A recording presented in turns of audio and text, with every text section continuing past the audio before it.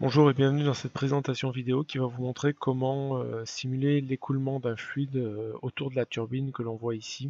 Donc pour aller plus vite, j'ai fait les préparatifs puisque vous avez dû suivre les vidéos précédentes, donc ce qui permettra un peu de faire le point rapidement.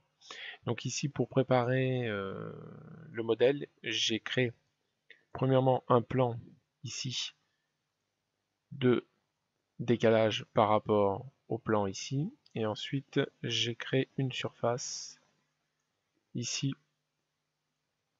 Donc il me demande de refaire les boîtes de calcul, c'est normal puisque Flowworks est déjà engagé, mais vous auriez peut-être pas ça au départ, c'est pas grave, faut pas vous inquiéter. Donc j'ai fait une plaque, cette plaque on va voir à quoi elle servira plus tard. Donc ensuite je vais dans Flowworks. Donc dans Flowworks, bah, vous créez un nouveau projet, hein. Il n'y a pas de choses qui ont vraiment changé.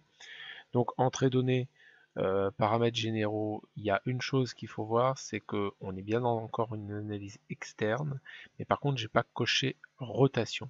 Donc du coup j'aurai pas de rotation à appliquer. Voilà, donc je valide. Ensuite il y a une autre chose qui est très importante, c'est ici le contrôle des composants.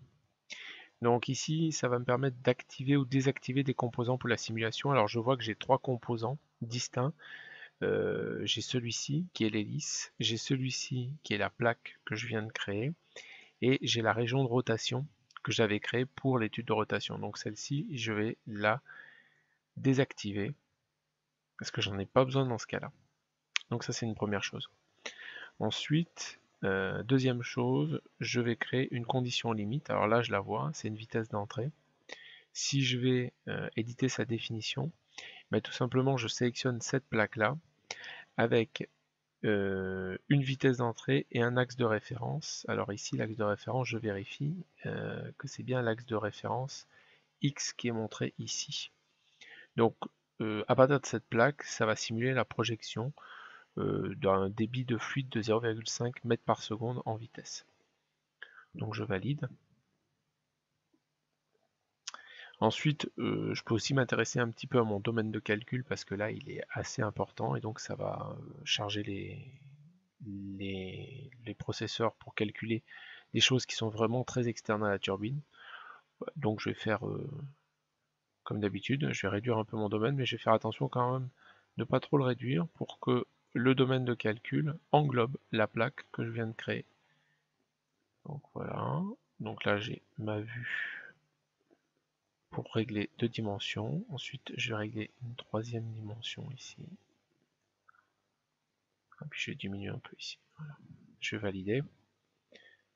Voilà, ça me semble relativement correct. J'ai défini mes objectifs de force comme on avait fait la dernière fois, donc ma force sur X, sur Y et sur Z et le moment de torsion sur Z. Donc je vois ici le repère qui s'affiche, X, Y, Z, donc ça me semble correct. Et donc à partir de là, je vais pouvoir lancer le calcul. C'est toujours la même interface, on garde par défaut et on lance le calcul. Donc on a le solver qui s'ouvre. Et donc on se retrouve dans une autre vidéo pour interpréter les résultats. Merci de votre attention.